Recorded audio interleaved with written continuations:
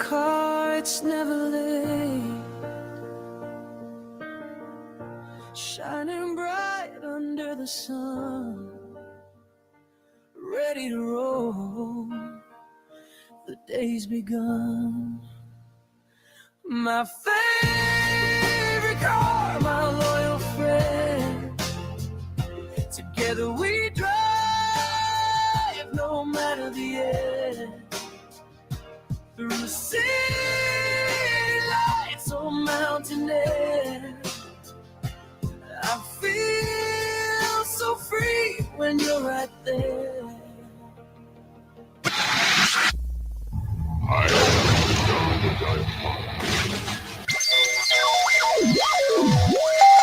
Welcome to the Christian Car Guy Radio Show. I say this calls for action, and now. Rain or shine, you never fail. Through every road, through every trail, you've been my joy, my trusted star, forever mine, my favorite car.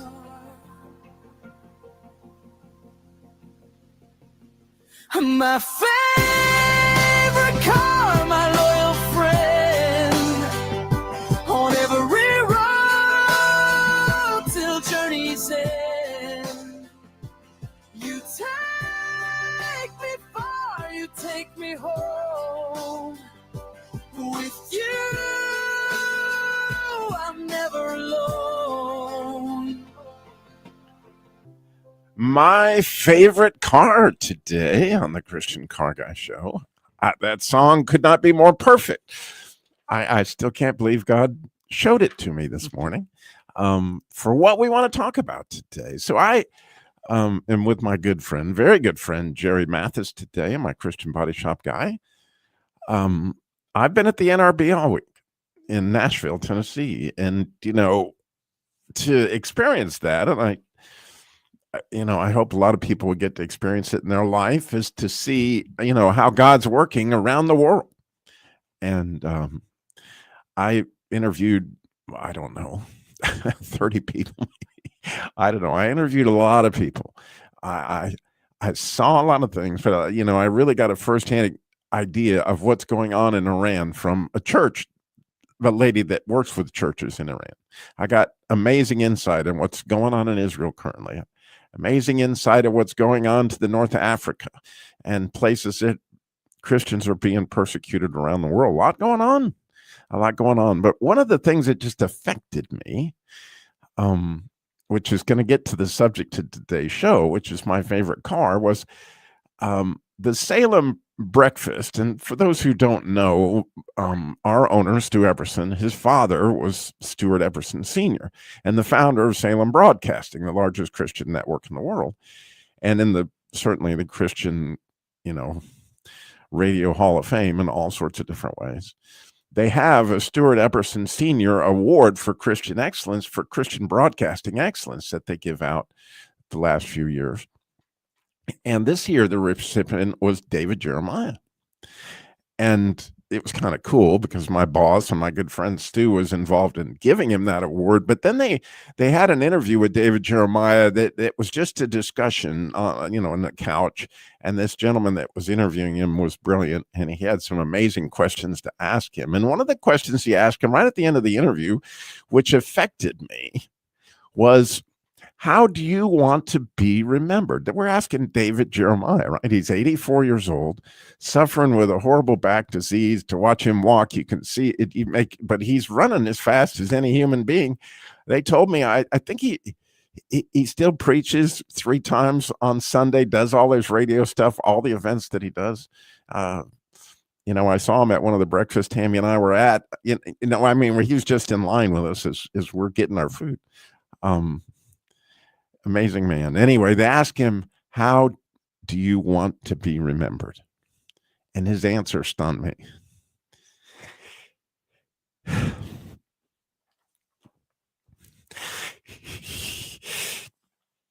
He said, I want to be remembered as a friend of God, right? As a servant, as that was what he said first. But the second thing is what got me. He said, I don't want to be remembered as a partner to my wife.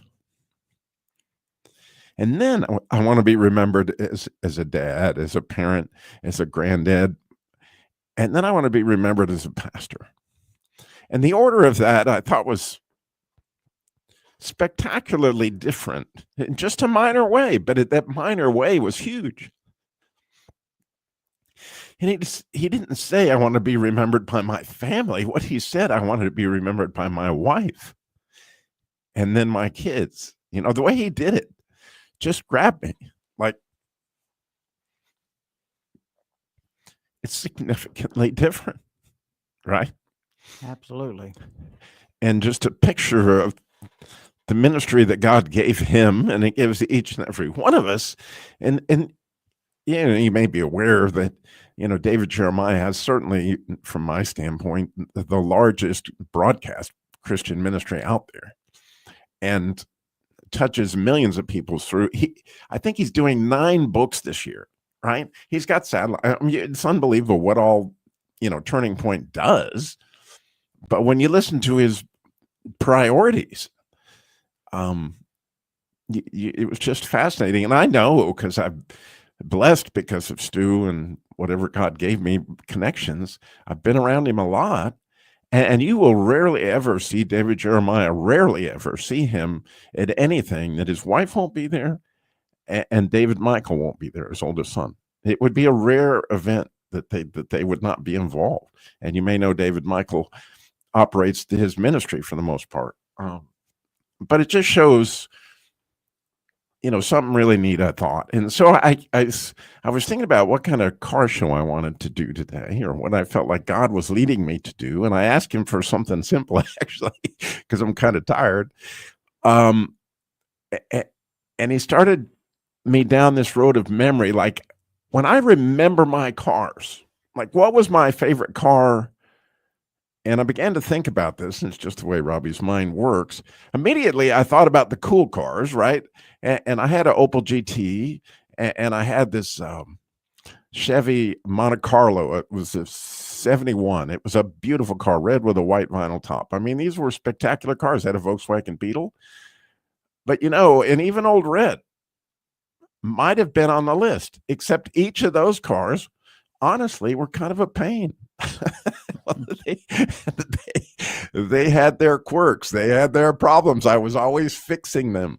And they weren't a trusted friend. So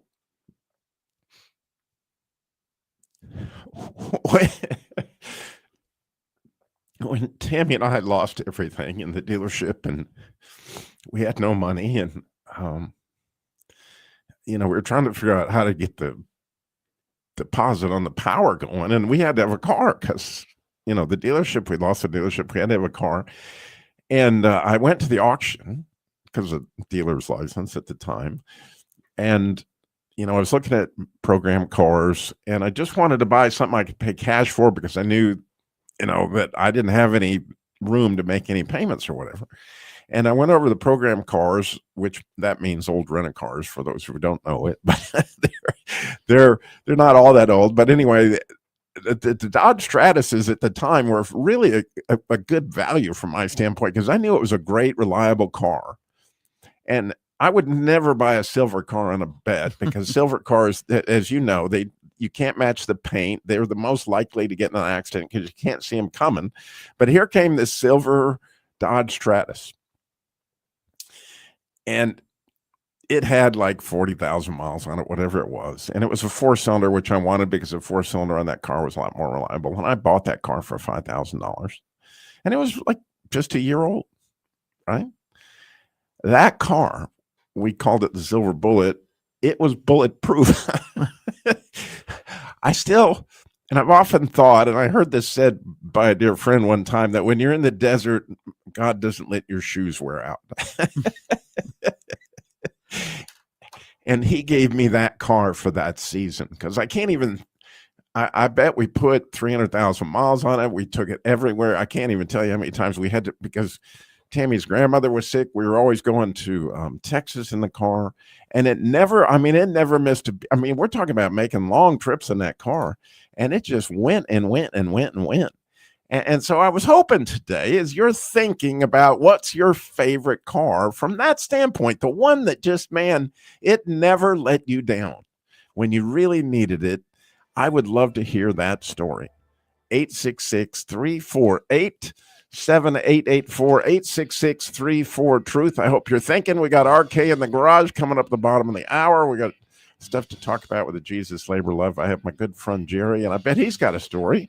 How about you?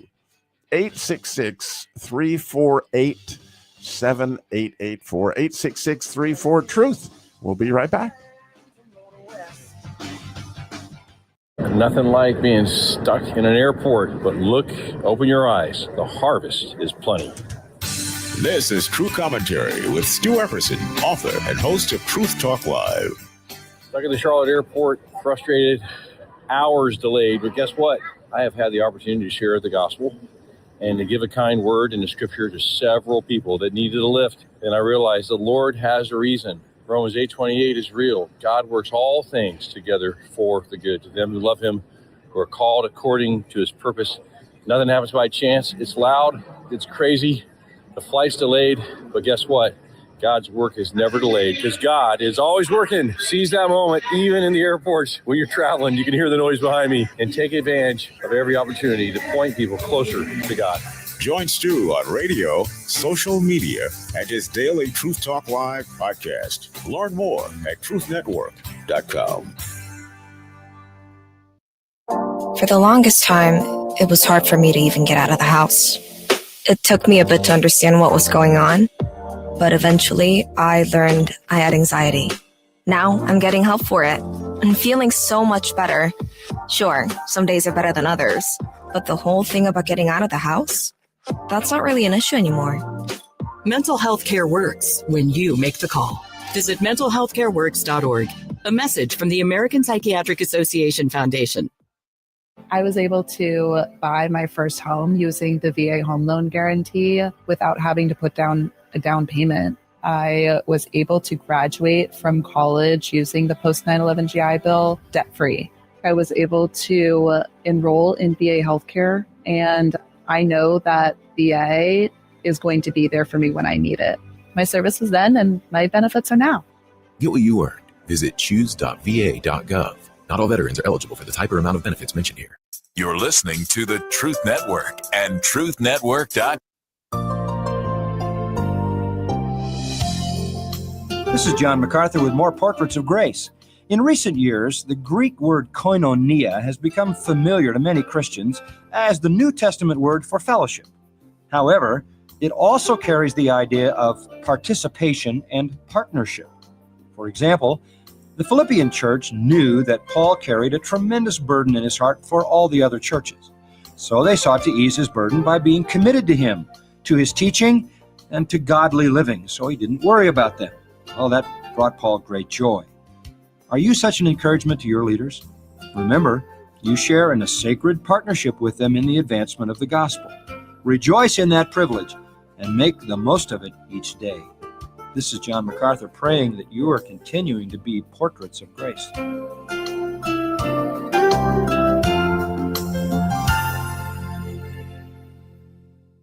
Here's Dr. Robert Jeffress with today's Pathway Minute. Well, where is this place called heaven? Have you ever wondered that?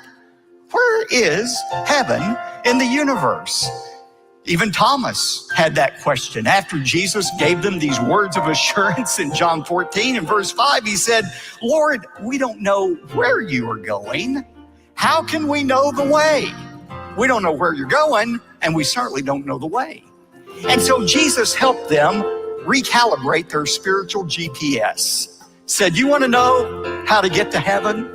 He says in verse 6, I am the way, the truth, and the life. No man comes to the Father except by me. You follow me, and you'll get to heaven. So he answered the how to get there question by saying, I'm the way to get there. Pathway Minute is produced by Pathway to Victory. To access the Bible teaching of Dr. Robert Jeffress, go to ptv.org. Music plays, the windows down. We cruise along from town to town. Memories made on every street. With every mile, my heart skips a beat. My favorite car, my loyal friend. Together we drive, no matter the end. You know, I've listened to that song all morning, you know, as God showed it to me. And it's clear to me, if you listen to all the lyrics, that she isn't talking about a car.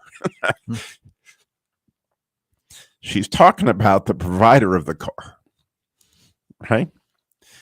And, you know, if you think back to that car that God provided for you, and then how he kept it running in spite of, you know, the way we've abused it or whatever, you know, the situation may have been at the time, it's absolutely mind-blowing. But that's, you know, it's just clear that we attach value to things rather than relationships. And Jerry, you were talking about that, but let me give you the offer again, because I really want to hear about your favorite car. 866-348-7884 is the number to call in and share. 866-348-7884. Jerry? Yeah, I don't know. I'm gonna kind of take a step back in the previous episode. I mean, the segment that you was in, talking about David Jeremiah and stuff, and how it touched you and stuff. As we were talking off air, I think, you know, it was powerful, because I think too many times we as humans put value in things that have no value, and we put all of our energy in it, and we think that's what's going to define us. Well, David Jeremiah has a lot of things that would define him, but in his heart of hearts, it started with his wife, that relationship, and with his kids, and then it was being a preacher. He didn't say, I want everybody to remember me for the broadcast or the books I wrote. Those are a byproduct of who we are and who our relationship is. And I think that when he went down that line of things that he wants to be remembered by and for, was the same way God looks at us. Jesus Christ looks at us. It isn't about the flashiness. And as I talked to Robbie, I mean, there was a time in Robbie's life when owning a car dealership was the thing he's pumping energy into, and everything. Thought that was what was going to define you. Robbie Dillmore will not be defined by having West Side Chrysler Plymouth or working at North Point Chrysler or Crown or anything. Right.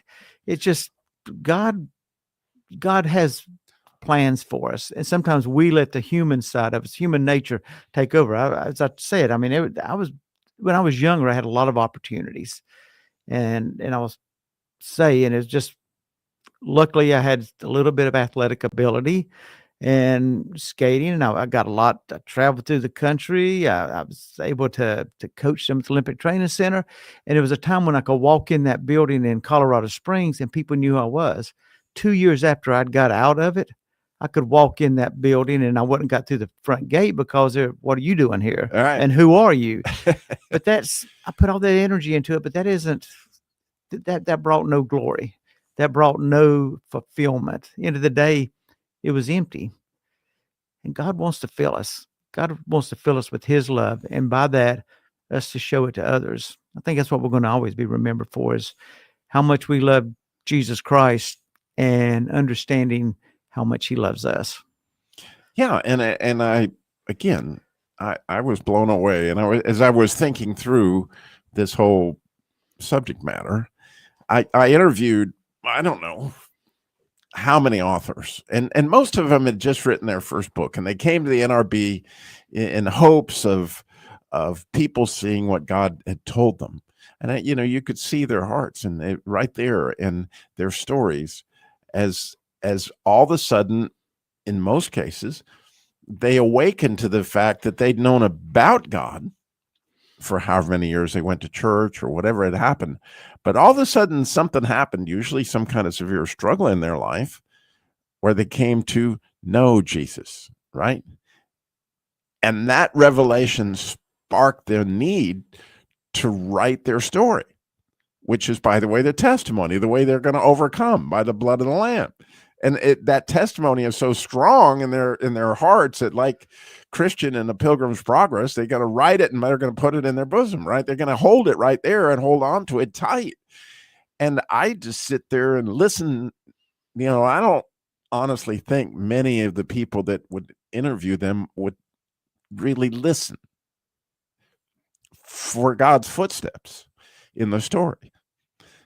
It takes some time, and you have to work through whatever personalities the people you're interviewing is. But believe me when I tell you, if you listen and you ask the right questions, you can get them on that, and you can hear God's footsteps as he's coming and knocking on the door and says, hey, I want to get to know you intimately. I want to truly have a deep relationship with you. And that sparks something inside people, apparently, as I've seen it so many times, where they're going to write a book on it, right? Yeah. And that's the best testimony we can ever have is what God has done in our lives. And I think sometimes when we sit down and we write it out and stuff, and God lays it on your heart to do that. I'm not a writer, so it'll never happen. I'm a paragraph at a time about maxes me out. But when somebody sits down and does it, all of a sudden you see the depths of their relationship with Christ. And you see, and the story usually unfolds some turns and twists that is unexpected. Oh, yeah. Yeah, they didn't see it coming. And when it hit them, like, oh, my gosh, it changed everything. And the light in their eyes and the excitement of what they've done is more than spectacular. So we got Ruth is in Richmond. She remembers a Pontiac. I love Pontiacs, by the way. The wide track. Ruth, you're on the Christian Car Guy Show. Good morning. Hi, Robbie. I really had no idea I'd be calling, but actually I was listening to you talking about Dr. Jeremiah first. I loved him. I love him. I've met him in person. Went downstairs in the church and. Ruth, I hear that music, Nina. We're going to a break, okay. But you can hold on for me, I hope. I will. Well, we're going to hear about this Pontiac. What color was it? Yeah, thank you. We'll be right back.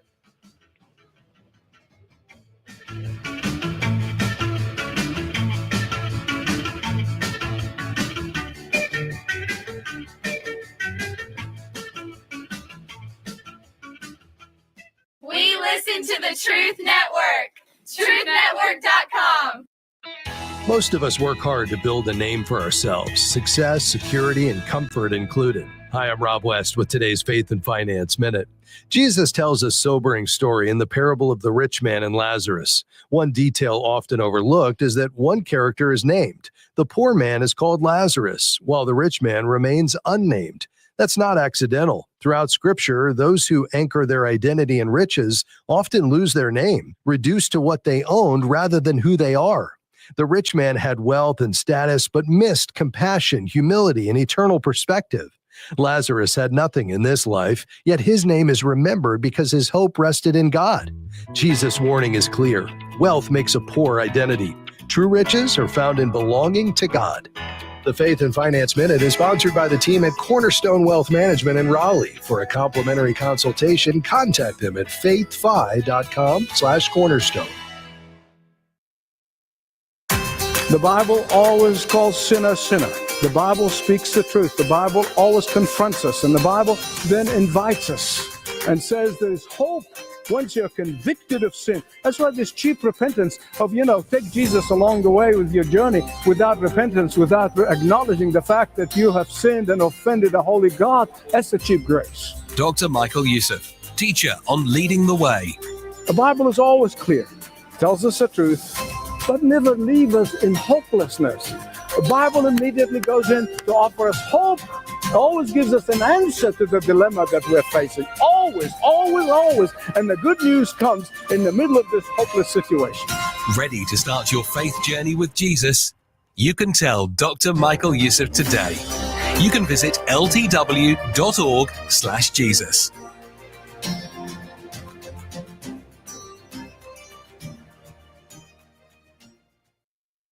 A little girl skinned her knee while she was outside playing.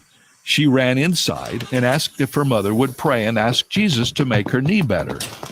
Her mother said, of course, and she prayed a prayer for her daughter's hurt knee. As soon as the mother opened her eyes, the little girl asked, well, what'd he say? I wonder if it is that kind of innocent expectation that caused Jesus to say that adults ought to be more like children. There really is no use in praying unless we believe God is going to answer our prayers. This is David Jeremiah encouraging you to get on the road to new life. Discover God's truth about prayer on Route 66. Route 66, driving the word home. Log on to Route66Life.com and get your roadmap for life. That's Route66Life.com. Route 66. Start your journey home today. Here's Dr. Robert Jeffress with today's Pathway Minute. Well, where is this place called heaven? Have you ever wondered that? Where is heaven in the universe? Even Thomas had that question. After Jesus gave them these words of assurance in John 14 and verse 5, he said, Lord, we don't know where you are going. How can we know the way? We don't know where you're going, and we certainly don't know the way. And so Jesus helped them recalibrate their spiritual GPS. Said, you want to know how to get to heaven? He says in verse 6, I am the way, the truth, and the life. No man comes to the Father except by me. You follow me, and you'll get to heaven. So he answered the how to get there question by saying, I'm the way to get there. Pathway Minute is produced by Pathway to Victory. To access the Bible teaching of Dr. Robert Jeffress, go to ptv.org. Music plays, the windows down. We cruise along from town to town.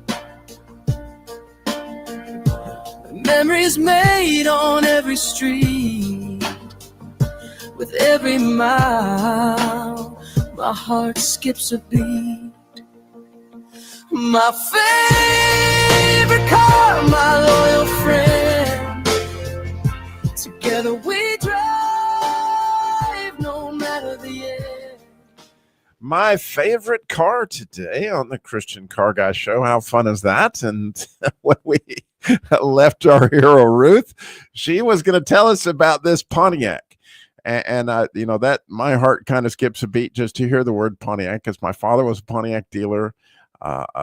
Some of the earlier dealerships I worked in were Pontiac dealerships. And so I'm very familiar with that brand, Ruth. So what was your Pontiac? Yes, I did not know that your daddy, I listen to you all the time on Saturday while I'm working in here, and I didn't know your daddy owned Pontiacs. My daddy owned a Pontiac.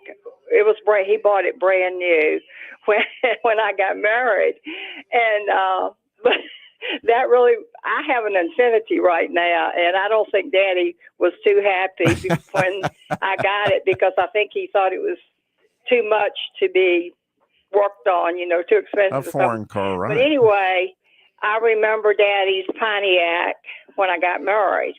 I got married June 23rd, 1962. And it was hot as blazes. And Daddy didn't have any air conditioning on that car. No. And thank the Lord it was not very far to the church. But that's what I remember about a Pontiac. Was it a big Pontiac, or was it a Bonneville Daddy or Le Mans? Do you remember cars. Do you remember the?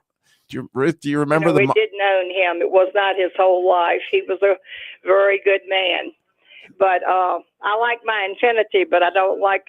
It's not new. It's not a new Infiniti. Oh, that new is not. It's not just part of the things you were talking about. I thought about that Pontiac. You talked about a Pontiac not long ago. I don't know, a couple of months ago, and I thought they don't even make them anymore. So that's horrible. It's horrible. My Infiniti has been fine so far, but I'm not about cars. I mean, I'm about God things. I just love God. What you mentioned about Iran today, I think we need to really get to praying, and the Lord is so close. And Yeah, we our do. world We do. needs And Jesus. I wish you could have looked in the And eyes. we're not going to take anything with us. I don't know Our that you can hear me. Pontiacs or whatever. Kevin had a '67 Mustang. Wow. Well, And Ruth, that was I got so it. pretty. Can you hear me, Ruth? And even Can you after hear me, that Ruth? went bad, Whoa. it was sitting out in their driveway. I can hear you, Robbie. And I was the only one that would clean the car up. But anyway, I ended up selling that over the phone Ruth, to this I'm going to man. put you on hold, and But I'll hopefully buy that it, Nick can get you know, on with you, sight okay? unseen. I'm sorry. And I thought that was a pretty neat car for a young man. He was 18 when he got it. That's awesome. But All right, we put Ruth on hold for a minute so she could get in touch with Keith. And you know, I don't want to hurt her feelings. She's awesome, and I appreciate her call very much. But, you know, we want to move to RK in the garage. And so in the garage with RK, how are you, my friend? Good morning. And now time for the legendary garage of RK, 88 and still full throttle. Yeah. He's 89 and full throttle as of this week. Am I right? Well, I'm not. Good morning, Robbie. I've known off on full throttle. I'm climbing that mountain, but it's a little bit of a struggle getting up that mountain. I feel like I've got to go, but I just don't have the energy to get there yet. But I'm getting there. But you turned 89 this week, right? Yes, on Monday. Yes. Wonderful. 89. Oh, happy birthday, bro. Yeah, he's 89 and still. So what was your favorite car, RK? Well, I had a bunch of them, but the one I loved the most was the 57 Chevy convertible that everybody wanted in the shop, in my dad's shop, and it had a turbo glide in it. And the man had it done it 4 times. He had to fix the transmission. Finally, he gave up, and he said he was going to sell it. Well, everybody came running in the shop, but I was the first there, and he liked me. So, no, he said, I'm going to sell it to you, Richard. So I bought that car for $600, 57 Chevy, salmon pink, convertible, white top, checkered interior, but it had a turbo glide in it. And turbo glides were 57 to 59, and they were not the best Chevrolet made, and he got rid of them. I bought the car and put a power glide in it. The only thing I changed was the indicator on the dash because it had park, reverse, neutral, drive, and GR for turbo glide. GR was a gear retard coming down hills. And the Really? Power glide had D. Did you know that, Jerry? No, I didn't. So it had it on the power glide. It had a GR. And And those it was called turbo glide. In fact, there was one on the internet the other day, a 58, that had a turbo glide Impala convertible that has a turbo glide in it. I don't know who keeps it running, but they were kind of hard. They were kind of bad transmissions. They gave up them 2 years later in 59. You know, that's funny because that Prius that I have has a gear in it that does that same kind of thing, only it does it with electricity. Yes. I forget what they call it. I think it's Cinco Drive or Sunro Drive or something like that. Yeah, but it's the same kind of thing. Like when you're going down a hill, if you want to generate a lot of electricity and slow the car down, it does the same thing. But I read the owner's manual and it said something like the Power Glide people like, don't try this at home. It's not good for your car. I'm like, all right, you convinced me. I'm not doing that anymore. But so what have you got for us today, RK? Well, I thought I would start from the beginning. Not how I got here. I know how I got here, but I mean how my dad started and I came along in 37. So my dad was born in 1900, and he lived at Mississippi Avenue in West Orange, New Jersey, from German parents. He was born in this country, and I still remember, Robbie, the garage. Well, if you looked at the house facing on the left-hand side was the grape vineyard that my grandpa had because he was making wine all the time, German. And then the house, and then the blacksmith shop. He was the last blacksmith in West Orange, New Jersey. Did Really? all the, yes, all Your grandfather? My grandfather did all the horses and shoes the horses and did the wagon wheels and even made a sign for Pal's Cabin on top of the mountain that he never paid my grandfather for. And I remember him going up to walk. My dad said he walked up that mountain to get paid from Jimmy Horn. I think the name of the place was Pal's Cabin. But that was the blacksmith shop, and then alongside that was they built in 1921 a garage, an automotive garage. And at that time, my father's brother and he went in together for years, but I guess Dad couldn't get along with his sister-in-law. So anyway, at that time they did. Sounds left. like my family, I right? I think he left in 29 or 30, early 30s. He left, but all that time after they opened up, they did Thomas A. Edison's vehicles. Thomas A. Edison lived in Llewellyn Park there, and he had all his vehicles. So Dad and Uncle Bill would do all the repair work. And I still remember they had a 3-wheel Harley Davidson motorcycle with a big hook on the end of it. And back then they had those bumpers that you could like put a clamp, like a C-clamp on them, and then you drive the car to the person's house and take the motorcycle off and go back to the shop. That's how they delivered the cars then. Wow. Anyway, but I came along in 37, and my dad met my mother in 1929 in Torrey Corner, which was about 50 feet from the end of Mississippi Avenue, when her car got stuck, and that was the beginning of my mom and dad. And I remember he would say, he didn't know how I met my wife, but I couldn't remember exactly what happened to the car, but it was an English Ford at the time she was driving. Way back then. I don't know how she got it here, but that was what it was.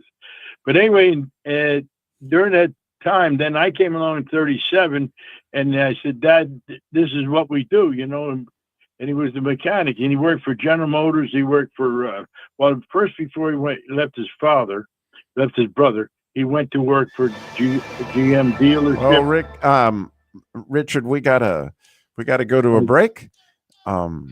So we can pick up our story from 1930, or might be in the 40s by now, because if you're going to get to work, we're gonna find our way.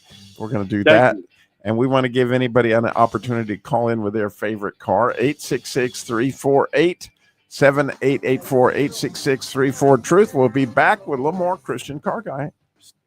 You're listening to the Truth Network, truthnetwork.com. Nothing like being stuck in an airport, but open your eyes. The harvest is plenty. This is True Commentary with Stu Epperson, author and host of Truth Talk Live. Stuck at the Charlotte airport, frustrated, hours delayed, but guess what?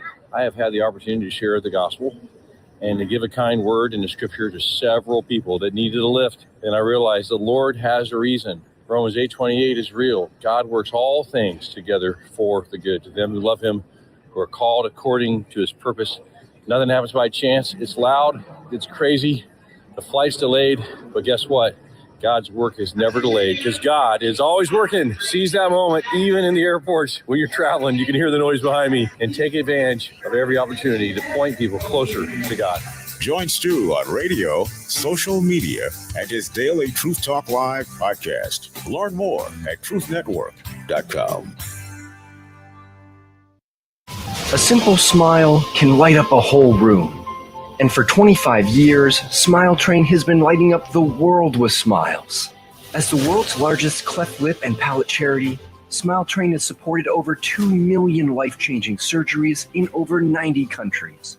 Visit smiletrain.org/learn to learn how Smile Train is supporting the cleft community all over the world. Smile Train, lighting up the world with smiles for 25 years. Wounded Warrior Project has been there for me since that first day in the hospital.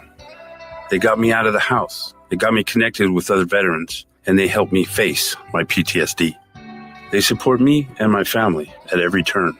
And now I'm helping other warriors realize that they're not alone. Through our hands-on programs, supportive community, and ongoing advocacy, we help post-9/11 veterans realize what's possible. Learn more at woundedwarriorproject.org/possible.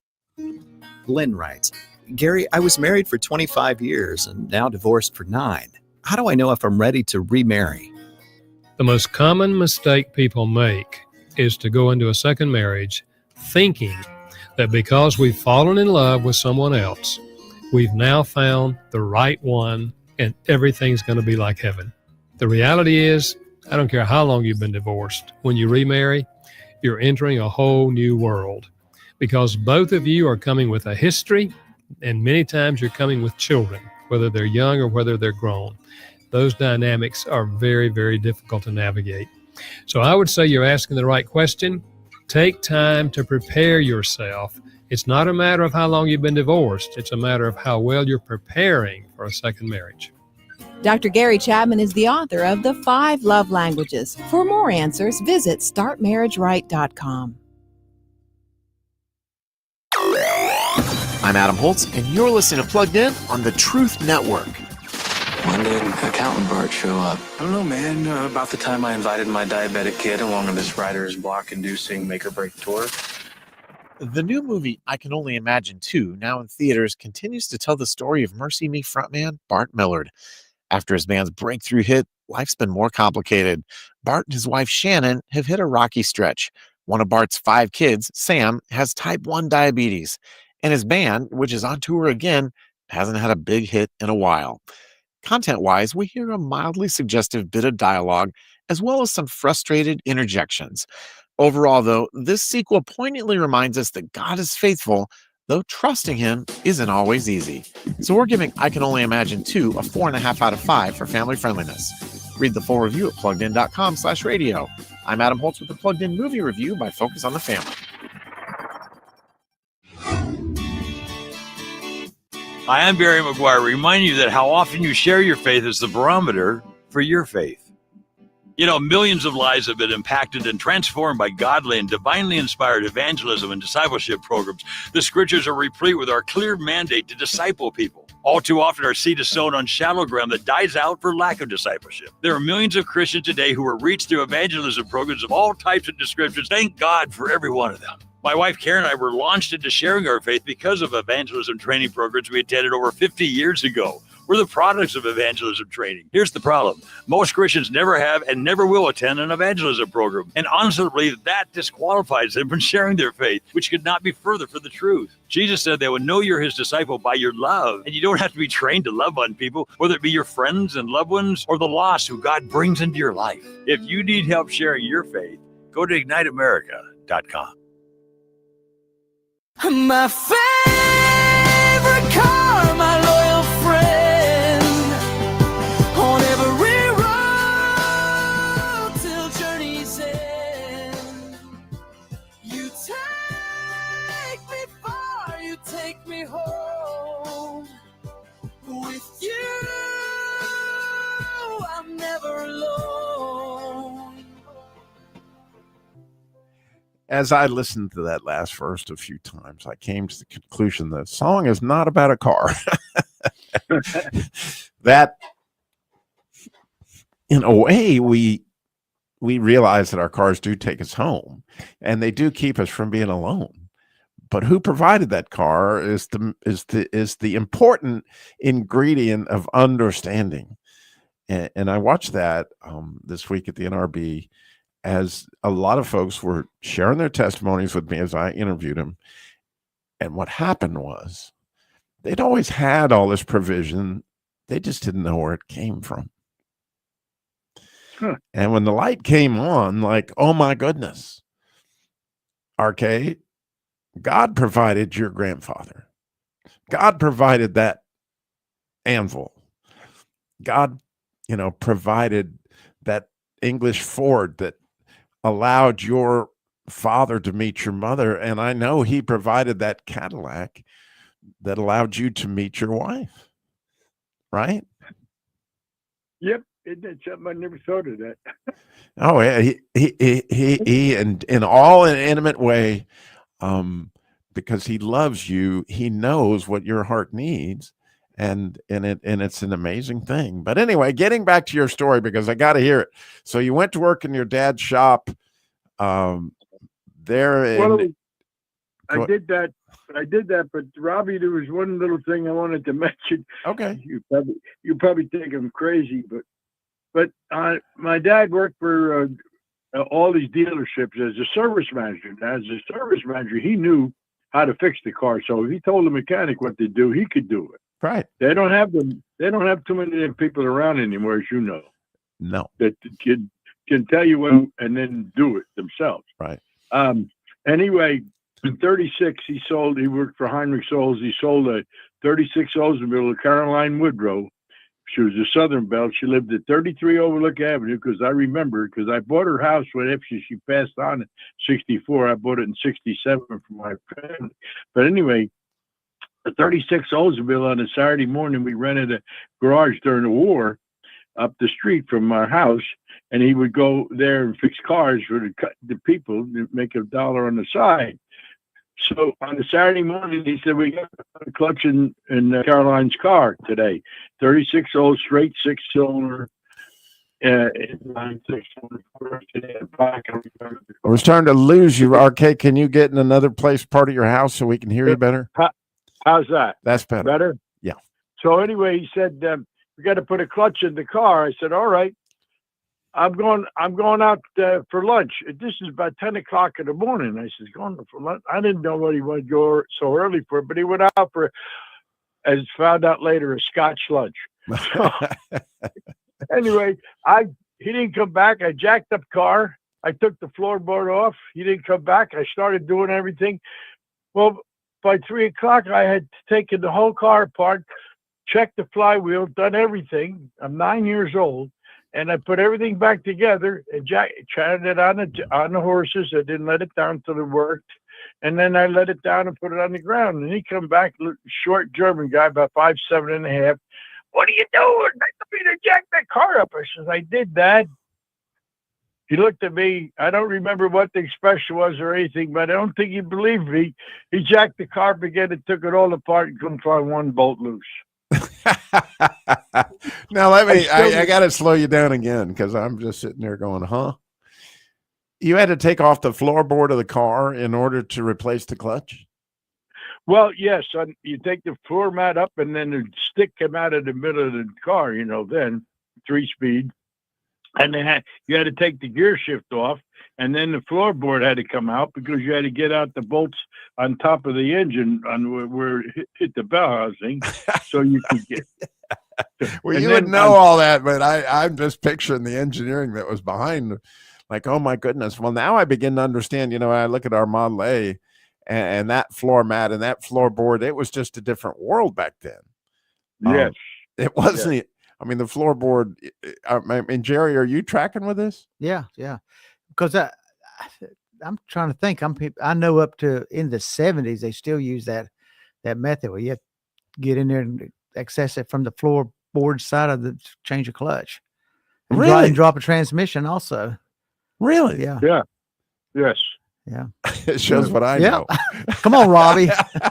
How many transmissions you changed? 70 model cars, none. But anyway, that's cool. So 9 years old. You put a clutch in a 36 Oldsmobile. Yes. And your dad said at the end, after he found all the bolts were tight, what did he say? I don't remember. I can't remember that part. Probably be back next Saturday. We're going to do another one. That's more than amazing. Well, Richard, I got to tell you, as always, you have blessed us with stories that we couldn't find anywhere else. Yeah, I love it. And the point of all that is, as we think about it, and God provided something that you love to this day. At 89 years old, he was telling me yesterday, I was talking to him, and he just had surgery here. He's still recovering from the surgery. And he goes, well, I'm trying to get out to the garage. I'm like, you're doing what? And cars got to be fixed, Robbie. Cars have got to be fixed. There was this car I didn't fix before the surgery, and I got to get out there. I'm like, man, Richard, take care of yourself, buddy. Please. I'm gonna do it today. I All didn't do it yesterday, but I'm gonna do it today. Well, I plan on seeing you in church tomorrow, and my friend, I I will love be you so there, much. Lord willing. God bless. We will talk to you next. Well, we're going to talk to you tomorrow, but we'll talk to you next week on the show. I love you, my friend. Thank you very much. You're welcome. God bless. Bye bye. God bless. Bye. Where else can you get in the garage with RK, Jerry? You know what? I love history and stuff, and my wife will tell you, don't go on a battleship, a battlefield, or anything that's like that, because it says I have to read every placard and everything. Right? Yeah. But just hearing people talk and stuff, just reflecting back in a different time and a different era, man, is that not? For one thing, it's encouraging. Second thing, those stories are, thank God they're time capsules. It really is. It really is. And when you think it is, he was 9, now he's 89. So here we are 80 years later. 80 years later. And I'm not quite 89, so thank goodness. But his story kind of reflects some of the stuff. I That's grew right. up Your with dad was the same thing. Same thing. I had when I was young. I can remember being very young, but I know probably my mom cried for 2 years because my dad had a job at Reynolds and comes in one Friday and said, I quit because I'm going to open up a body shop. And at that time in this area, that was would seem to be a poor decision. Right. But you know what? I learned how to do a lot of body work and painting and the industry and messing with cars and loving cars. Same thing. I can remember Ray dropping me off on a Saturday and show up about 5:00 in the time to get me back home. And so I'm going to do something. I'm going to work on something while I'm there. So he was making money at it.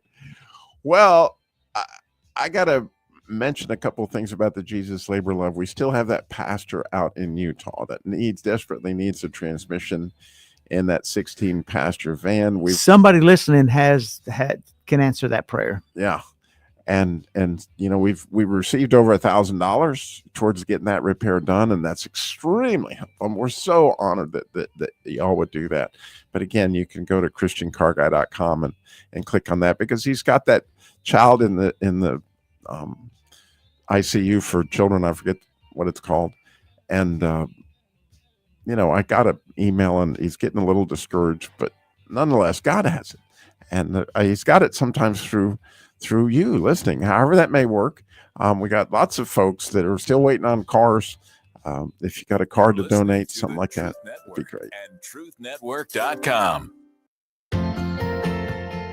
That little boy was Charlie in the chocolate factory. So it was really cool. And he was Charlie. Oh, there you go. So it was really great. But whether or not he did get cast as Charlie, the point was he tried out for something. He fell down and he got back up. Molly DeFrank on Focus on the Family Minute. And looking at my role in that process, I was called to speak truth and encouragement to him and telling him, hey, guess what? Your value and your worth doesn't change. I don't care if you try out for the team and you're the only one that gets cut, or on your best day and you're pitching a no-hitter out on the baseball field.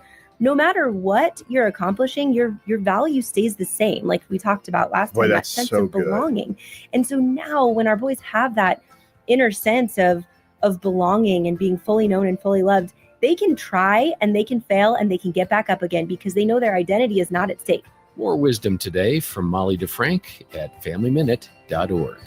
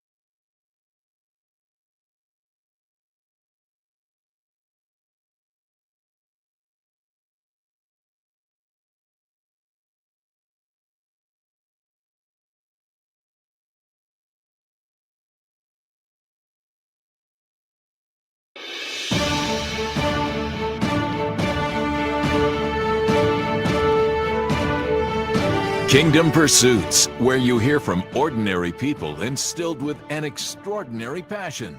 Together we explore the stories of men and women who take what they love and let God turn their passion into kingdom pursuits. Now, live from the Truth Booth, your host, Robbie Dillmore. How fun today. It is, wow, the 21st of February already. It's just flying by this year, and we're so blessed.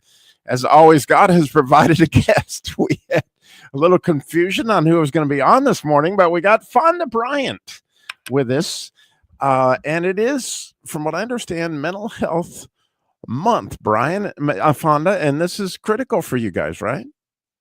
Well, actually, it's not you, and that's no problem. You're getting a little ahead. Mental Health Awareness Month is not until May, but mental health is 24 hours, 24/7, 365. So, as an advocate, I am always willing and ready to help others.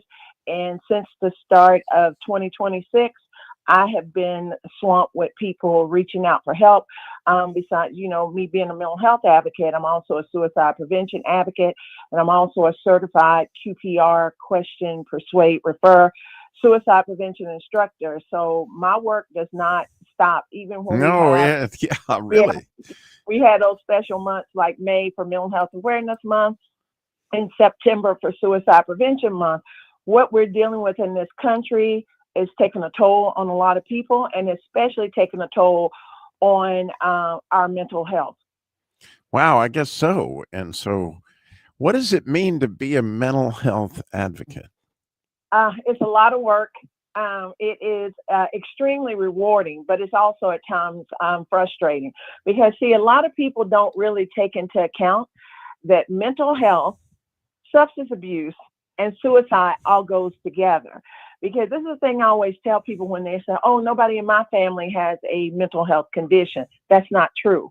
1 out of 5 adults and 1 out of 5 children have a mental health condition. That's been proven.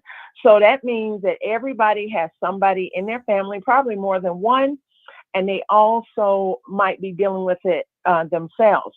But see, because mental health gets so much of a negative rap and connotation, it's like it's almost a taboo subject, and it's a lot of stigma behind it because anything that goes on in the world negative, it's always blamed on people with mental health issues. So my job as a mental health advocate is to advocate for those who are ashamed of what they're dealing with, feel like they don't have a voice, and my job is also to educate the public and educate people on what mental health really is, so we can get rid of the stigma, because that is the number one reason why people won't get help, because of the stigma and the shame around mental health. Yeah, I love that, Fonda. I really, really do, because I had a dear friend who actually is a doctor, psychiatrist, and he himself was bipolar. And what he discovered when he shared at church, that he struggled with it, that it was not something that you raise your hand in Sunday school and say, can you all pray for me because I'm suffering with bipolar disease. He called it, in fact, he wrote an article, the disease that gets no chicken soup, right? If you got cancer or you got some other thing that is not your fault, right? And mental health is not, they didn't decide, gee, I'm going to have a mental health problem, right? So they need an advocate to say, hey, this is no different than somebody getting cancer or being in a bad car accident or heart disease. This wasn't something they chose. This is something that they are in a position to fight, just like, we're in a position to fight for our health, our physical health. We got to be I realize that these folks are in a position to fight for their mental health and to support them, as this is critical, and maybe more so based on the stigma that you're talking about, right, Fonda? Yes, because it's invisible. See, the thing is with me, not only am I an advocate and an instructor, I'm also a person with lived experience, which means I deal with a mental health condition. I deal with depression, and I deal with anxiety. And 31 years ago, as a matter of fact, last Saturday on Valentine's Day, it was my 31st anniversary of attempting suicide. I almost died by suicide, and that wasn't my first one. And it wasn't because I was weak or selfish or crazy. I was dealing with clinical depression, which is the number one disease that can take us down that path. And people will look at you like, what are you talking about? You know, because they think you're supposed to be sickly looking like you have cancer or anything else. And see, something else too, culture matters when it comes to mental health, because in my culture, I'm Black. You have Native American, you have Hispanic, you have Asian. We've all been taught that mental health is a sign of weakness. And when you're raised like that, and especially, you know, as a religious culture, as the Black culture is, to pray about it, give it to God, it's a sign of weakness, you're definitely not going to seek out help. And then you have that other factor, you're crazy, you're nuts, you're psycho. I mean, look at what just happened in Charlotte last year, where we had the tragedy of Irina Zaruska and then DeCarlos Brown, who was suffering with schizophrenia, which I think is the worst mental health disorder of all, because it's a psychosis mental health disorder. So when he stabbed her, instead of looking at it, I felt sorry for both of them, because they, you know, it's not about racism. It's not about politics. It is about the broken mental health system. Like, for instance, in Mecklenburg County, there are over 2 million people that live in Mecklenburg County. And then you have 217 people moving to Charlotte every day. That's a lot of people moving. Now, out of all those people in Mecklenburg County, the people that have insurance, no insurance, and who are homeless, we only have about 300 and something beds. And that some of those beds belong to youth. So where are people going to go? And I know that when people are homeless, dealing with mental health issues, a lot of times people turn up their noses and that could never be me and that's not me. They don't realize something. If you cannot get treatment for your mental health condition, the worst thing it can do, the worst is taking our lives. But there are other things, poor decisions, bad judgment, incarceration. Our jails and prisons are full of people with mental health conditions and self-medicating. And that's what you see a lot of times with the homeless. If they can't get professional treatment, what do people think they're going to do? And I always tell people, don't turn your nose up, because any of us can be homeless. And then something else too. See, it's people who work, live in nice neighborhoods, got good families, highly educated, and guess what? They're self-medicating too. It's just that we don't see them. So with mental health, it encompasses everything, and no one is immune to it at all. No one. No, I myself am so affected by this, Fonda, in that I attempted suicide 3 times before I was 20. My mother had such a horrible attempt that she was when I was 11, she attempted it in such a way that she ended up being hospitalized for 2 years afterwards, and they really had to give her whole life story back because she'd lost her memory. And of course, that leaves the whole family in a situation. And then, fascinatingly, Fonda, my first wife, which I can talk about now because she's passed, and she was schizophrenic. So I know that disease all too well. As she lived out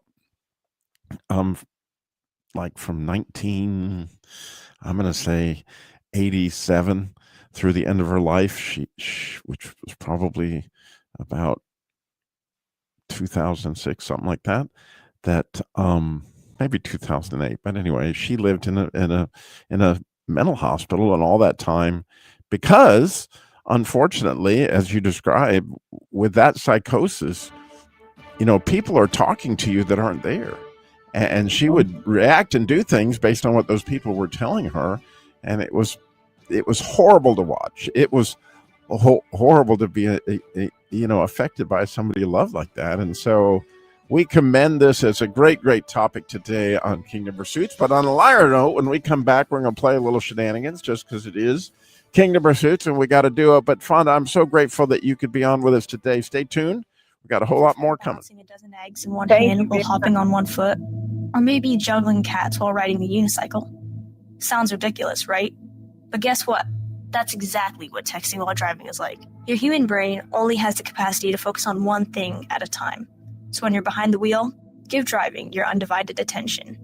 Don't drive distracted. A message brought to you by the National Highway Traffic Safety Administration, Project Yellow Light, and the Ad Council.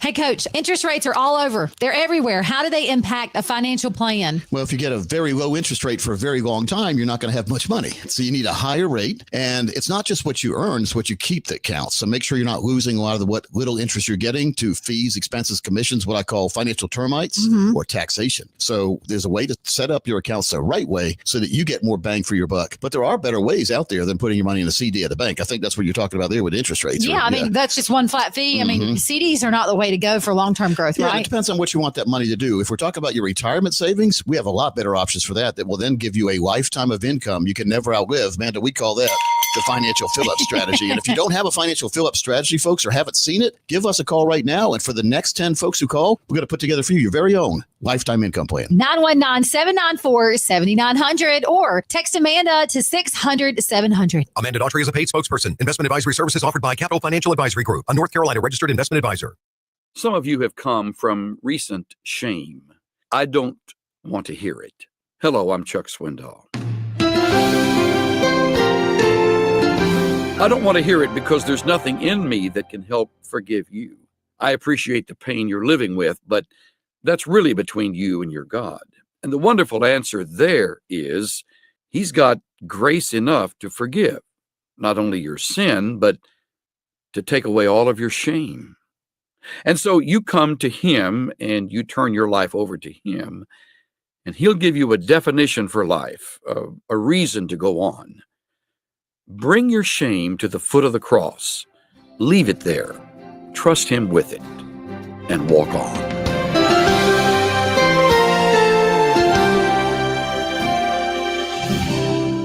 Pastor and teacher Chuck Swindoll. Visit Insight for Living's website at insight.org. Small talk. Nobody likes small talk. It's boring, mindless, awkward, empty, painful, hard, pointless, and dull.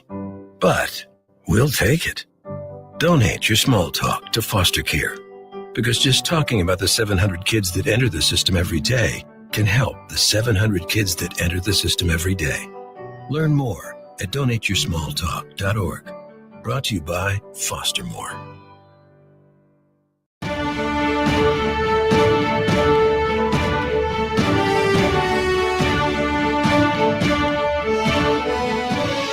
Welcome back to Kingdom Pursuits, where we hear how God takes your passion and uses it to build the kingdom. And as we've been talking with Fonda Bryant, she is a mental health advocate and a suicide advocate. But we were supposed to have a ministry on that ministered to folks at truck stops, and apparently they got going in the wrong direction or something, didn't make it here today. So, I can't help it, Keith. Speaking of truck stops.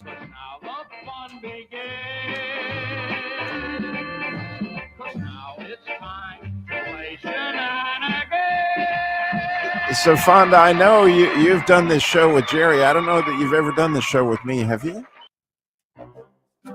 Fonda, you're still with me? Oh, she left, but we'll get her back. Meanwhile, we'll play the music, Keith. So I got you to answer my riddles.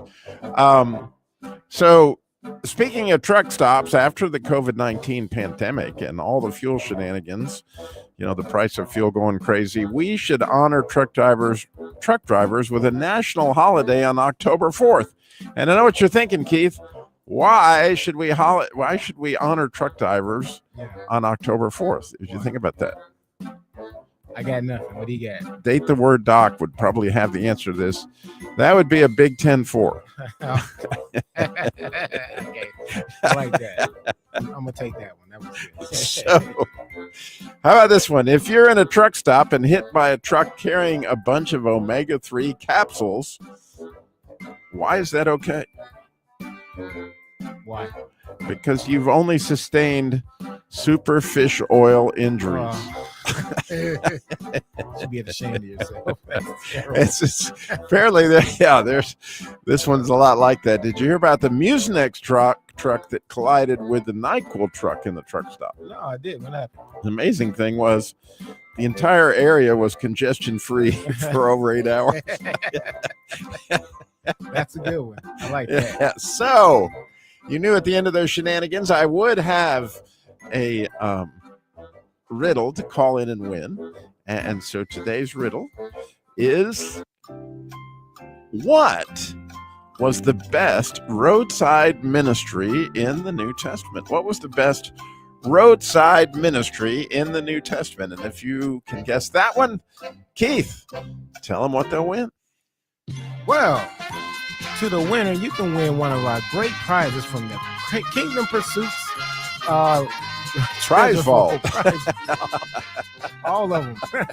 Yeah.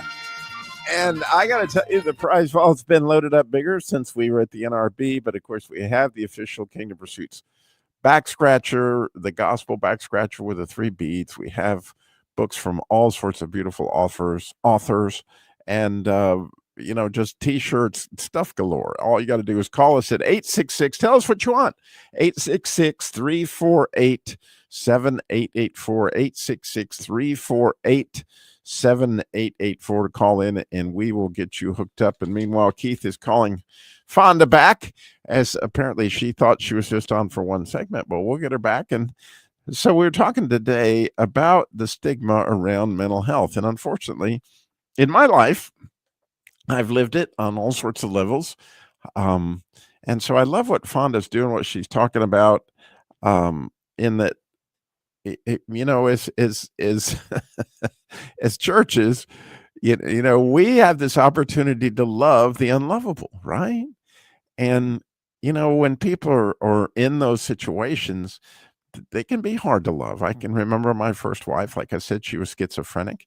And when those things were happening, I mean, she was really liable to punch me, and did on more than one occasion.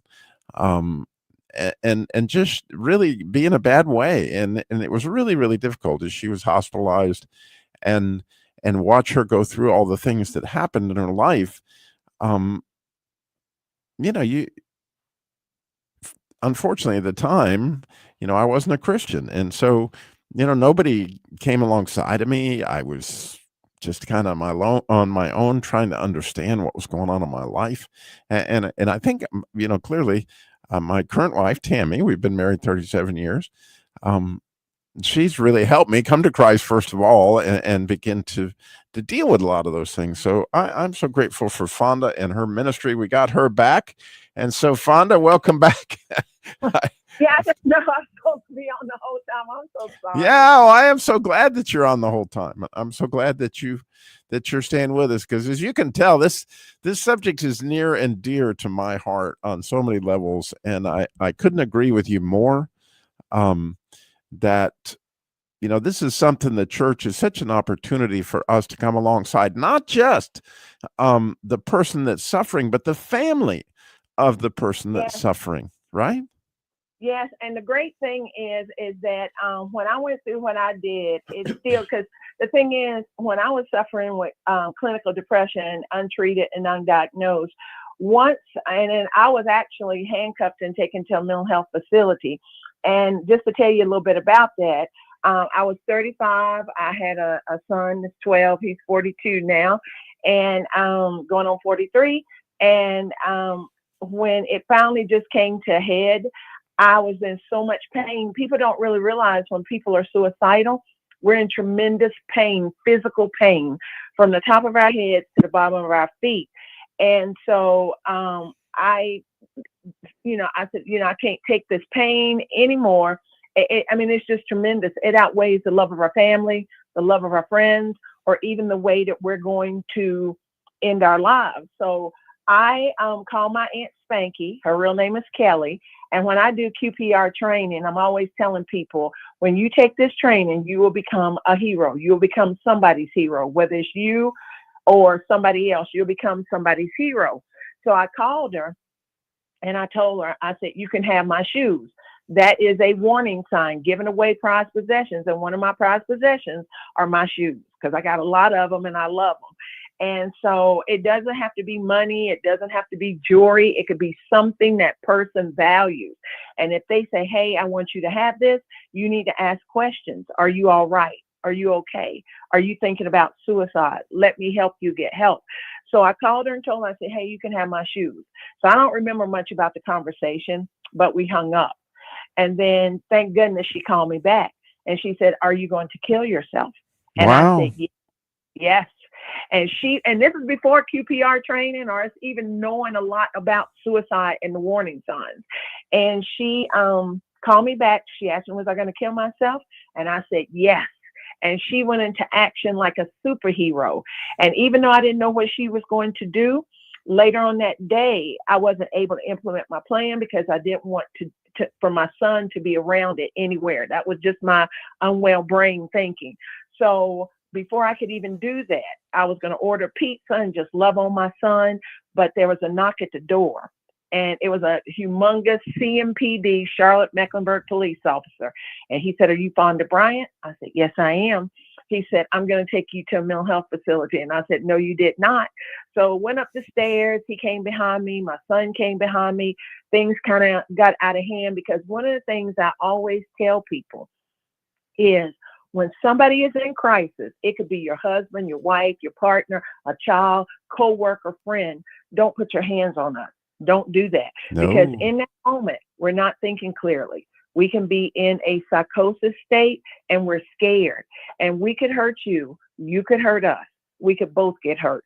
So what you do is you stay calm. No matter how we're acting, you stay calm. You let us know you're there to help us, that we can get through this and we can get better. And you don't curse us, you don't yell at us, because what happens is when you do that, you can jack up the situation where you don't know what to do. And then if you just call it the police and you don't know about crisis intervention team police officers that help us with mental health, addiction, and suicide, you can get us hurt or killed, because we do hear about people with mental health issues sometimes getting hurt or killed. So, if just to slow you down for 1 second, Okay. Fonda, we Sure. have somebody call in for the riddle, so I'm gonna just ask you to hang on. Believe me, we want to hear the rest of this story. It's awesome. Okay. Not just from a standpoint of it's showing me so much, and I've learned 2 or 3 things, just what you talked about. But we got Bob Wilkerson, who's in Archdale. He's got an answer for our riddle, and so Bob, you are on Kingdom Pursuits. What are you thinking? Well, I'm kind of thinking it might be the story of the Good Samaritan. Yeah, he was the roadside ministry, if ever there was one, right? Yes, sir. That's absolutely beautiful. Well, I'm so glad you called in. And man, you got it. Fonda's got some wonderful information, doesn't she? Yes, she does. Yes, she does. Oddly enough, I was listening to her, and many years ago when I was in addiction, I had tried to commit suicide 5 times. And I can definitely relate to some of what she's saying, that, when you're in that mindset of feeling like the whole world's crashing in and there's no hope, you just need someone to speak to you softly and to give you a ray of hope, something to grasp a hold of rather than push you deeper into Right. the hole you're already in. So that's beautiful. it's a good word she's given. Thank you, Bob. But I we know appreciate you. Go ahead. We know that ray of hope is the life and breath of Jesus Christ. So Exactly right. You're exactly right. Well, thank you, Bob. I'm so grateful for your call today and your study of the scriptures. Keep up the great work. all right, thank you, sir. I appreciate your show. All right, God bless. I'll put him on hold to get Fonda back. So when we left our hero, Fonda, she was on her way up the stairs. The officer laid his hands on you, unfortunately. And Yes. I kind of know where this is going, but go for it. It was a terrible day because, like I said, I had no idea what my aunt had done. And when the police officer put me in handcuffs, my son said, the only thing that really calmed me down was my son said, Mom, you need help. So that's what really kind of calmed me down. And it was a terrible day. Well, now we got to go to break, but Fonda, stay with me, please. Okay. We'll be right back with a whole lot more Kingdom Pursuits. Stay tuned.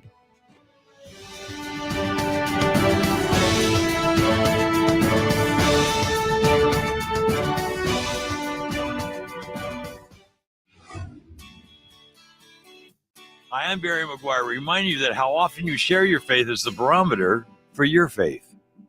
You know, millions of lives have been impacted and transformed by godly and divinely inspired evangelism and discipleship programs. The scriptures are replete with our clear mandate to disciple people. All too often, our seed is sown on shallow ground that dies out for lack of discipleship. There are millions of Christians today who are reached through evangelism programs of all types and descriptions. Thank God for every one of them. My wife Karen and I were launched into sharing our faith because of evangelism training programs we attended over 50 years ago. We're the products of evangelism training. Here's the problem. Most Christians never have and never will attend an evangelism program, and honestly believe that disqualifies them from sharing their faith, which could not be further from the truth. Jesus said they would know you're his disciple by your love, and you don't have to be trained to love on people, whether it be your friends and loved ones or the lost who God brings into your life. If you need help sharing your faith, go to IgniteAmerica.com. Ready? Go. Okay, doctor. Operation. No, the most amazing care. They changed my life. Highness Hospital for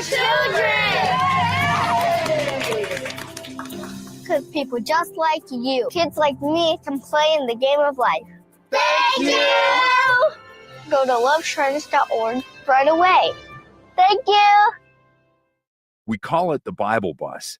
Get on or off anytime you want as we travel through the Bible. But when he saw the multitudes, he was moved with compassion on them because they fainted and were scattered abroad as sheep, having no shepherd. And this is such a lovely thing. The note of compassion, which concludes this chapter and section, it's startling, isn't it? You see, God's ideal kings and rulers have all been shepherds.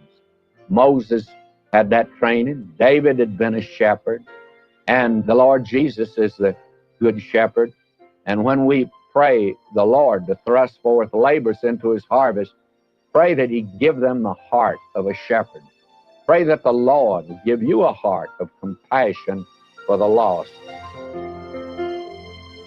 Join a faithful company of people on the Bible Bus as we go through the Bible. Find out more at ttb.org. We gather together in communities across the nation to remember and honor, to celebrate and support, to light the night. Join us as we lift our lanterns high. Join us. We are the Leukemia and Lymphoma Society. And when we walk, cancer runs. Join us as we light the night. Find your local event at lightthenight.org.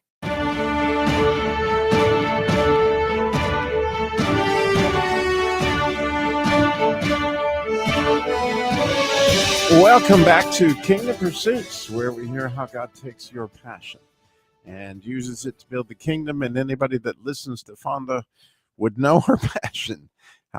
As wow, God has used her, as 2 Corinthians says, to comfort others with the comfort that she's been comforted with in so many different ways. Absolutely beautiful. So Fonda, your son helped calm you down, and unfortunately, right, as I saw my wife get taken away in handcuffs, my first wife, it's against the law to commit suicide. Yes. And by the way, while we're talking, I wanted to tell you about that terminology, commit suicide. When I do, and hopefully you will take QPR training, and your listeners will reach out to me to take question, persuade, refer, suicide prevention training. And language has a lot to do with stigma.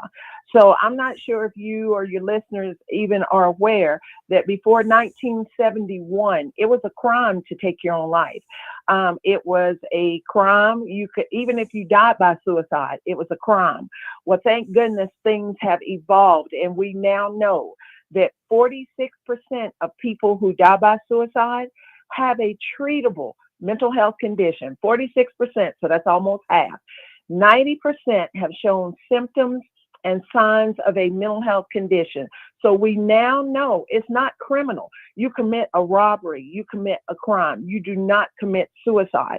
So when people use that terminology, that is referring to a criminal act. And we know now that suicide is not a criminal act, since so many of us are dealing with a mental health condition. So you can say died by suicide, taken their own life, kill themselves. Hopefully one day we won't say it all. I know one day we won't say that terminology at all. But when you say commit suicide, you're criminalizing it. And we know now that it is not a criminal act. It is because many of us are dealing with a mental health condition.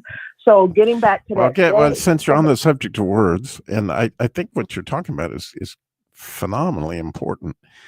In that, in my wife's case, her brother took his own life. And if I say, and it just, she cannot deal with when I say he killed himself. And so those words really do mean something. And for those people who are unfortunately been inflicted in some way or another with a family member or whatever, the words are really, really, really something to think about and pray about, and ask God to help you, because you just don't know that the words you say can really hurt people. And like you say, I can see why that would, you wouldn't want anybody to criminalize something that wasn't right. That wasn't criminal. It's just something how education is really the key. And that's what being an advocate is all about, is to educate people, because it's things that I have learned being an advocate through education. And that's why I'm always asking people to get educated on mental health instead of just like I was talking about. Right. So going back to the story of my wife, my first wife, and this was not prior to, it was like 1970. I'm going to say this happened in 1985. And what happened was she just simply took all her medication, which was, in her case, was definitely would have been fatal had she not been treated. And so when I found out about it, I took her to the hospital, and fortunately she survived, although it was quite a struggle for 2 or 3 days. When the struggle was over, literally, I'll never forget it as long as I live, the sheriff showed up. They did put her in handcuffs. They put her in a police car, and they told me that she was under arrest for attempting to take her life. And they drove her, and I know because I was in the car behind them. They drove her to Butner, which is up there above Durham, where she lived the next 3 or 4 years of her life before she ended up going to another mental hospital in Texas for the rest of her life.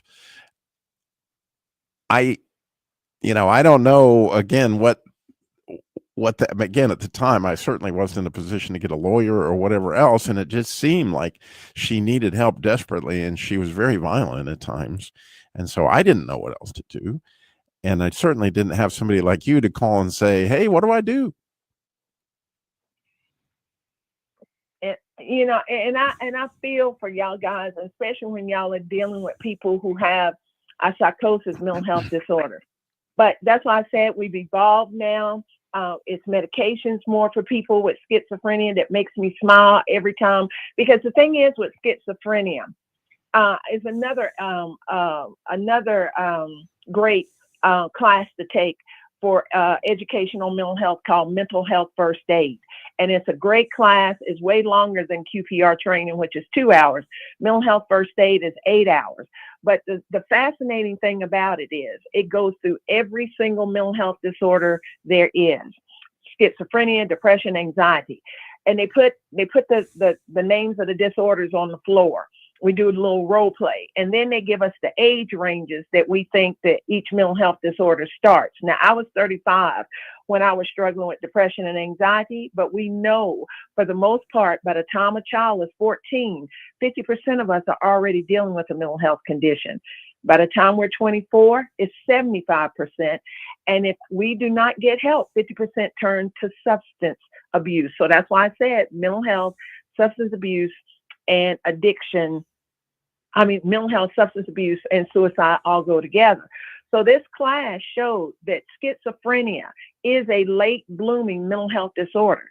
It usually does not start until late teens, or they can't really diagnose it until late teens, early 20s.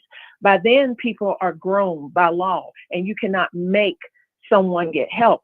So the thing is, when I look now at how far we've come, especially with schizophrenia, is because we have medications now that they don't have to take pills because they're very paranoid a lot of times. They don't want to take medication. Well, we have shots now to help people with schizophrenia. We have Haldol, one shot once a month. And a lot of them function and get out here and do everything else that everybody else does. Then just 4 or 5 years ago, they just came up with another one called Invega Hafyera. It is 2 shots a year. And I think it's wonderful. So we're making progress, but it's not just about the medication. It's also about us putting in the work. And that's the thing. A lot of times we don't even know what to do ourselves. So that plays a part in it as well. And we do need that family support. And that's why, thank goodness, we have organizations like NAMI, the National Alliance on Mental Illness, that helps people and their families to cope with a loved one or themselves dealing with a mental health condition.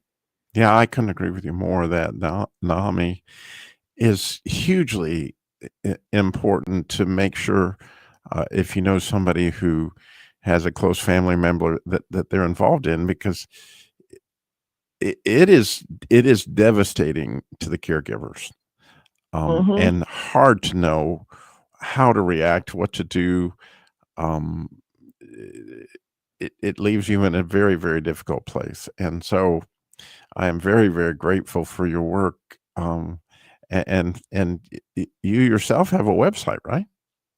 Yes, I do. It is called Wellness Action Recovery. And the acronym spell WAR. Because, see, I go to war every day just to get up out of the bed. Now, I work out 3 to 4 times a week. I'm volunteering. I'm doing all kinds of stuff. But there are days that I don't have the energy to brush my teeth, comb my hair, or take a shower. And this is where sometimes that people who don't understand mental health, and they look at me and they see I'm athletic, they're like, what are you talking about? Because it's invisible. It's invisible. And then also, I go to war with the public, like I told you before, to dispel those myths that we're crazy, we're nuts, we're psycho. That's not true. And in QPR suicide prevention training, we go through the myths and facts of suicide. And 2 of the myths that I bring up are about violence. So we can talk about that when we come back. Oh, thank you. We got one more segment, Fonda. I'm so grateful for you being on with us today. It's just wonderful. And we'll be right back with a whole lot more from Fonda. And so stay tuned.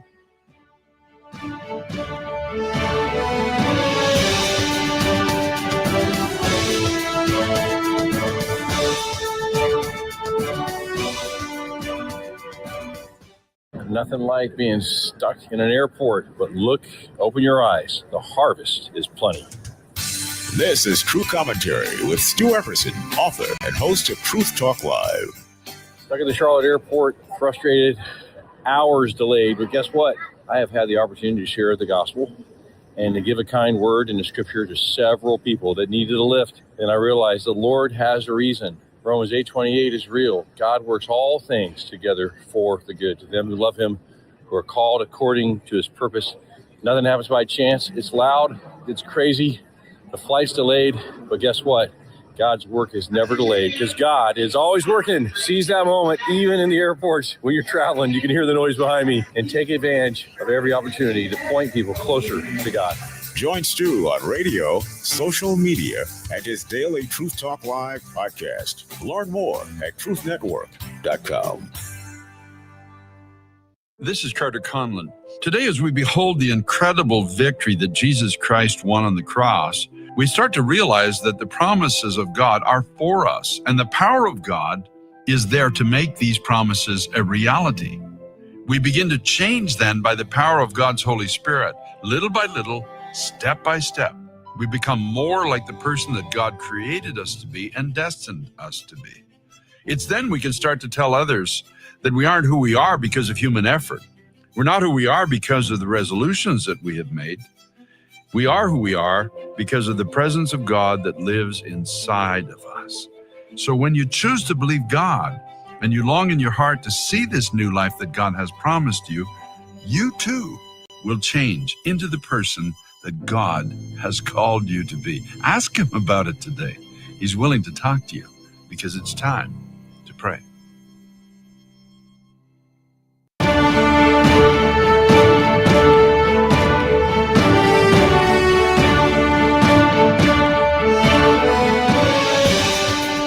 Welcome back to Kingdom Pursuits, where we hear how God takes your passion and uses it to build the kingdom. And we are really blessed today with Fonda Bryant, as her testimony is powerful and helpful. As you know, so many families don't want to talk about this stuff, and because of the stigma, because of all those things. But I would say, as a pastor and somebody that has a chance to talk with individuals all the time, one of the things I often hear from people is, my family is so, nobody else is, let me tell you. It would be a rare family that doesn't have some of this involved. And it leads to hurt on all sorts of sides, and it brings on tension, anxiety, and all that on the other family members as well, as they are trying to figure out how to deal with it. The point that Fonda is making beautifully is there are resources. There are certainly Christian counselors and things like that we've known, and you got to seek help on that without the stigma. But there's also the resources that Fonda's talking about, not to mention Fonda herself and her website. Tell us again that website, Fonda. It's wellnessactionrecovery.org. And you can go to it. I got to do some updating, but the thing is, people can always reach out to me for help and resources. And like you were saying, resources are really the key in helping people. Because see, even though I'm willing to help anyone, anywhere, I get calls, I get emails, I get social media hit ups from all over the country to help people. And I used to just make sure I called every single person. But when I was doing that, I could feel my battery draining. Right. And I'm like, man, you helping you're helping all these people, but you're not helping yourself. So I had to set boundaries if I was going to be a really good advocate and keep my mental health in check. So what I do now is when somebody reaches out to me, I'm always kind. I don't want people to ever think I'm being rude or anything. But I ask them where they are and what they're, dealing with. If they need help for a family member or a friend, where they are. And the first website I really go to is NAMI, the National Alliance on Mental Illness. It's a national organization. Then it breaks down to every single state has a NAMI, NAMI North Carolina, NAMI California, NAMI Texas. Then it breaks down to affiliates, NAMI Charlotte, NAMI Cabarrus County. And in Forsyth County, they have joined, I think it's NAMI Piedmont, if I'm not mistaken, or whatever it is. But I always go to the NAMI website because they have a resource page for that particular area. Also, people can type in mental health resources in the area that they're in. And also what they can do, most people are still working nowadays. They have an employee assistance program called an EAP. It is wonderful. It helps with grief, finances, caregiving, mental health, weight loss. It helps with an array of stuff. And how you find your EAP, you go to your employee website, or you can call your HR and say, hey, can you please give me the phone number to the EAP? You call, you will talk to a counselor. They will ask you, hey, what's going on with you? You tell them. And if it's, especially if it's mental health, they will send a list of providers, therapists to your email, and you can decide which therapist you want to go to. And not only that, it's free of charge. And depending on your company, you can see a therapist 3, 6, 9 times, maybe even more. And the great thing about an EAP is bound by HIPAA, so they can't say a word to your supervisor unless you're a danger to yourself or a danger to others. Anyone who lives in your household can use your EAP. Like I live with my son, I can use it. Also, if you got children in college, they can use it. So that's some of the resources that we have, because resources are the lifeline to getting help and getting back on track to wellness. Oh, absolutely. In the very few seconds we have left, what are some other signs people could look for in suicide prevention? Okay. Well, this is what I always tell people, even about mental health. We all have days we get depressed. We all have days we're full of anxiety because we're living in critical times, hard to deal with. But if it lasts for more than 2 weeks and it starts interfering with your everyday life, you need to make sure you reach out and talk to someone, because guess what? It won't get better. it can get a whole lot worse. And then as far as some of the warning signs, it can be like, for me, my whole appearance changed because I didn't have the energy to get myself together in the morning. So somebody's appearance can change. Someone can be turning to substance abuse more, talking about being a burden to others, talking about feeling trapped or in unbearable pain. Remember, I told you I was in tremendous pain. Talking to somebody about feeling hopeless or worthless. Somebody might be eating too much. And in my case, I quit eating, period. I was extremely tired, not regular tired, debilitating tired. My work was suffering. I was withdrawing. And something I want everybody to know before we hang up, isolation is not your friend. We heard a lot of that during COVID. People will tend to isolate themselves. So people need to check on one another and always remember, you're not alone, and treat people like you like to be treated, because you never know what someone's going through. Absolutely beautiful. Thank you, Fonda, so much. We're just You're blessed welcome. that you came on today. And again, there's no stigma there.